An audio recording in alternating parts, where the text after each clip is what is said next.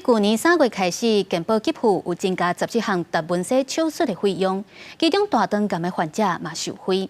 伫高雄的营总就进前有用达文西手术成功治疗一位要100岁患者，缩短手术了后恢复的时间，嘛因为有健保的给付，手术费用减少1/3。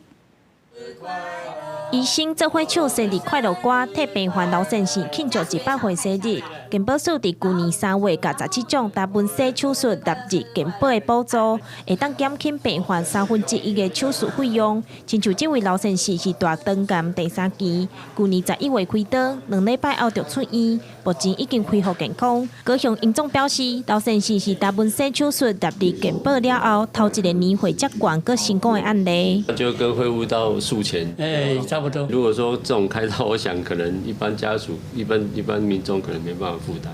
对啊，说这次是有帮我们很大忙。根据国健署资料，得到大肠癌的人数每年拢超过160,000例，连续15年是国人癌症的头名。达文西手术机器出骨头较长，对侵占癌症病患有更较精准的治疗，加上抗脆弱，身体恢复也较紧，甲传统的手术无同。最重要的就是操作者哦，手术的医师，因为达文西不像说 X 光或者是一些放射肿瘤治疗这些机器按下去，它就自己操作。这个是全程医师要全程操作。原先就给付在腹腔镜手术的一些耗材也给付，然后手术费也给付，就患者就单纯只要负担达文西的耗材费用这样子。达文西手术是医生操控机器手骨头做手术，比传统手术更较稳定，会当用伫心肝骨、肝、肺等等的器官。医生表示，目前刘先生身体恢复是真好，毋望未来会当造福更较侪癌症的病患。